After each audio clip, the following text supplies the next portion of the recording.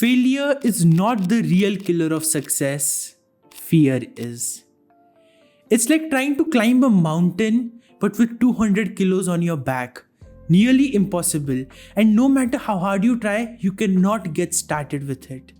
But what if I told you that overcoming that fear is as easy as just dropping those 200 kilos?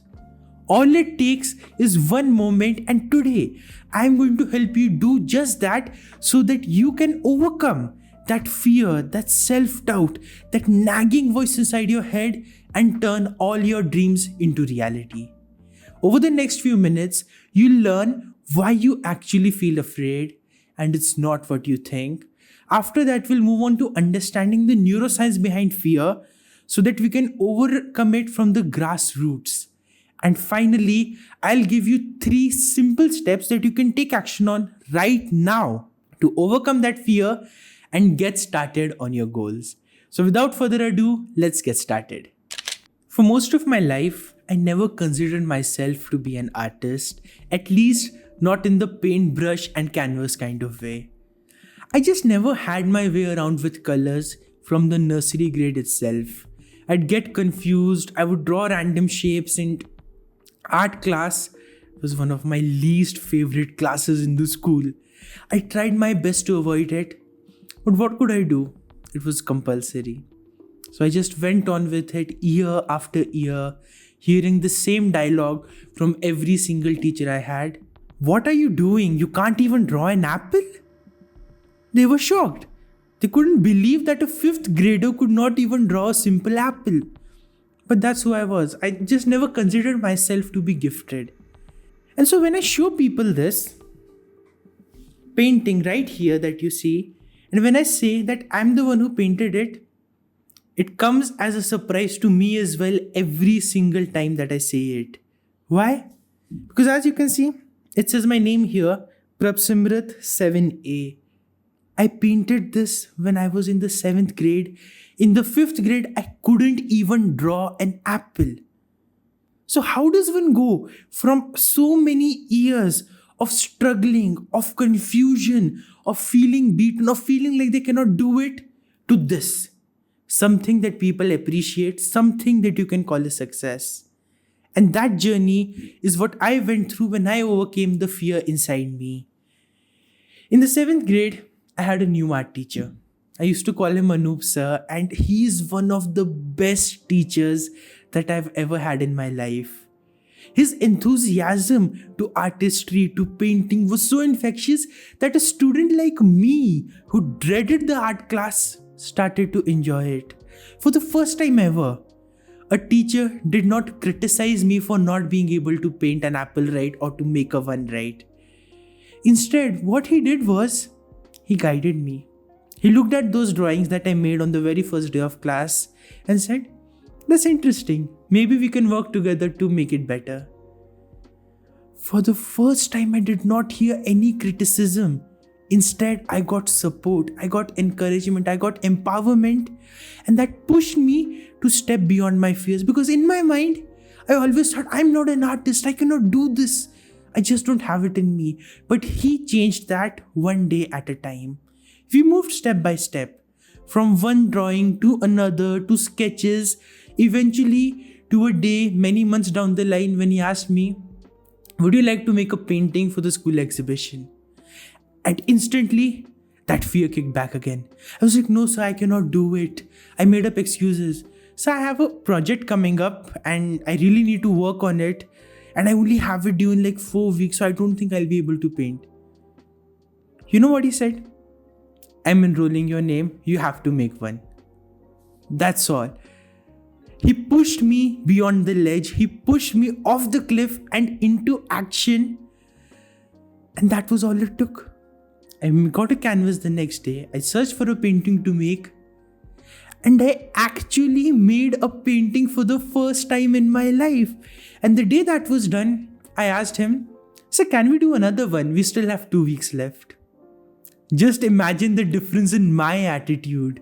This painting that you see is the second one. The first one is in my school, is there as a part of the exhibit. But I got the chance to bring this one home, and now it hangs in my living room as a constant reminder of what it really means to step beyond your fears, to step beyond those limiting ideas and just jumping off the cliff. Because after all, that's all they are, ideas in our head. And the moment we take action against them, the moment we drop those 200 kilos and say, you know what, I'm doing it. I don't care what the result will be, I'm just doing it. That is what matters.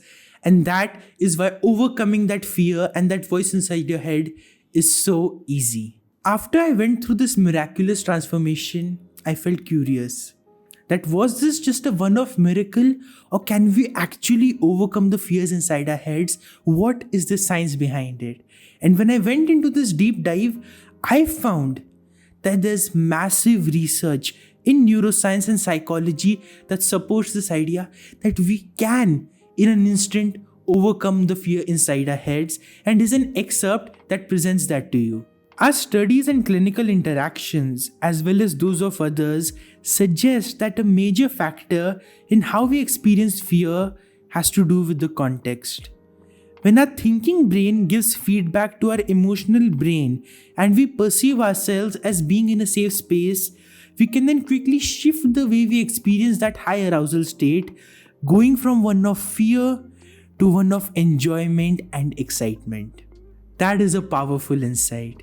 And here's what it really means in our lives. When we don't feel safe somewhere, when we feel on alert, when we feel like we do not belong, our fear sensors are high, our emotional brain is screaming at us, wait, don't do something wrong, you might be in danger here. We're not thinking that way, but that's the way our emotional brain is perceiving the situation. So naturally, we feel fearful. And that is why starting something new is so hard. Because there's so much uncertainty, there's so much confusion, there's so much gray space that you don't know where this will lead. And that is enough for your emotional brain to scream, high alert, high alert, high alert. And so what that does is, it paralyzes your thinking. You can't move beyond that fear. All you're stuck in is the what ifs going inside your head. And just like that, there's also a very easy way to get rid of it. And that is by creating a safe emotional state and space for your mind so that your emotional brain can calm down a bit and think, oh, okay, fine. This is not as dangerous as I thought. Maybe we can explore something here. And the moment that thinking goes on, that is when you can overcome fear and turn that confusion, turn that doubt into enjoyment and excitement where nothing can stop you. And if you look at my transformation as an artist, that is the number one thing that happened. All those years, I never had a safe space. I was always on alert. My goal was not to become a better artist. It was just to impress the teachers enough that I don't fail the grade. That was it. But when I got that teacher who really inspired me, who created that safe space for me, I was able to explore my thoughts, to explore my ideas and do all of that without my emotional brain screaming at me. The best part is we can create that controllable, that safe space within an instant inside our minds. We don't need to do a lot, and that is the secret to overcoming the fear. And that brings us to the 3 simple steps that will help us overcome our fears and turn our thoughts into actions instantly. And the first step in that is reframe, change the context. As the research says, when the context of our thinking changes, the way our emotional brain perceives things also changes. So when your mind is perceiving a new idea, a new goal as something dangerous, something uncertain, that is what your mind is thinking of. That is what your emotions are on high alert for. But if you reframe that situation and say, this is a new opportunity for me, this is a chance for growth, this is a chance for fulfillment, for improvement, all of those things, you're changing the context, you're reframing the way you think about the situation, and that alone will change the way your emotional brain thinks. So if your goal is to start something new as a side hustle or as a business, don't think of it as a risk, as a chance, as a confusing moment, as a do or die failure. That is just fueling your emotional brain into an even higher alert state.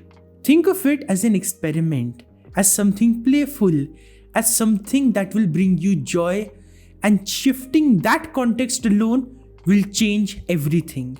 So ask yourself, what is the good thing about this new goal that I want to pursue? And write down all those good things.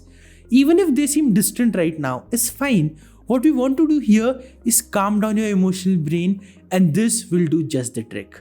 Once you've found the right kind of words, it's time to change the way you think, and that's where you need step 2, rewire. You see, our brains are very smart. After all, we've invented the technology, AI, and so many things that we consider miraculous, so it's not really as easy to trick them.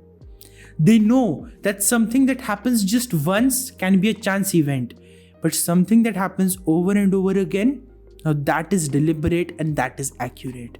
And that is where the rewiring step comes in. That you've already changed the words you're using, but it's important to repeat them over and over to change your internal messaging. Because after all, your mind only believes what is given to it over and over and over again. That is how thought patterns, beliefs, and even our habits are formed. That is what the rewiring process is like. Every day, say to yourself, I'm so lucky, I get this opportunity to do this new thing.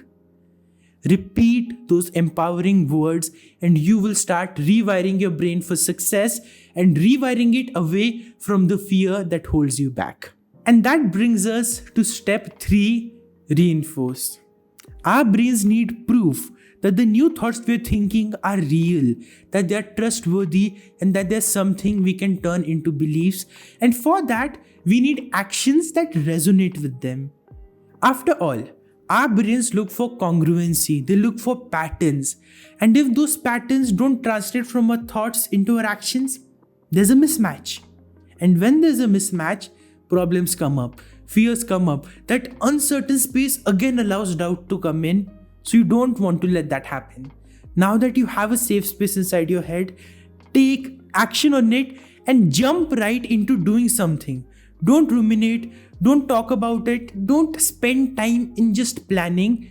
Just do something that aligns with the new identity, with the new messaging that you've planned for yourself.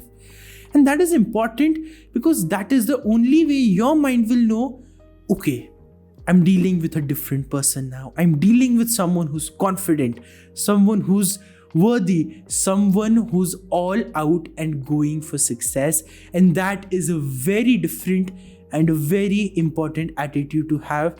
Make sure that the moment you're taking action on this, you know the kind of actions you want to take. Write down what kind of actions will make me the successful person I want to be. Put them out in detail and start embodying them one by one.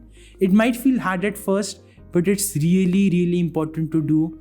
The more often you do this, the more often you jump off the ledge and into action, just like my teacher pushed me to, the less fearful you will become and the more your confidence will shoot up through the roof.